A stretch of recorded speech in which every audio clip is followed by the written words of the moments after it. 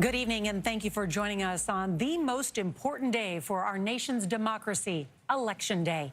Tonight, after months of campaigning and billions of dollars in spending, voters will finally have their voices heard in these historic midterm elections.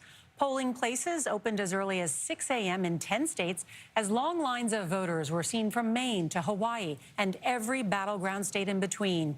We're getting new information about what was on voters' minds as they went to the polls. Inflation and abortion were the two top issues. Republicans tonight are increasingly confident that they will win control of the House and Senate, while Democrats are looking to defy history and hold on to their majorities. One race that will help determine control is Georgia's contest between incumbent Democratic Senator Raphael Warnock and Republican Herschel Walker. Exit polls show the top qualities that Georgia voters are looking for in the race are honesty and integrity and a candidate who shares their values. We have our team of correspondents covering all the key races, and CBS's Nikole Killion will start us off tonight from Atlanta. Good evening, Nikole.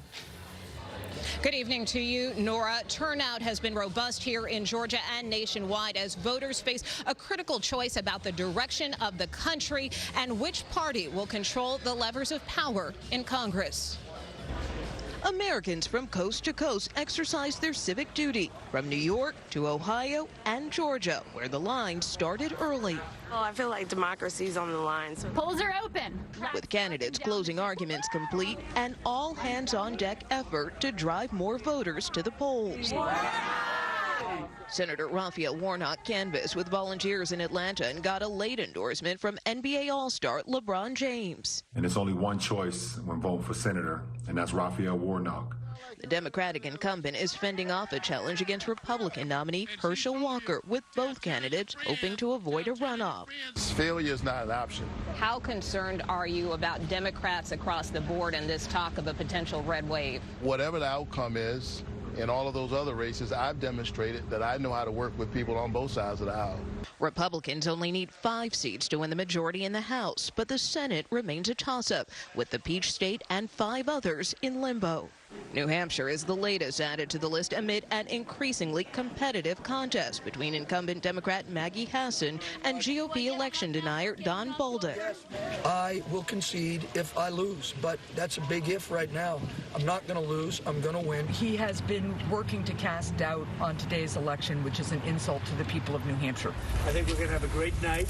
Former President Trump cast his ballot today in Florida after a last-minute push for Republican Senate candidate J.D. Vance, who's up against Democratic Congressman Tim Ryan in battleground Ohio.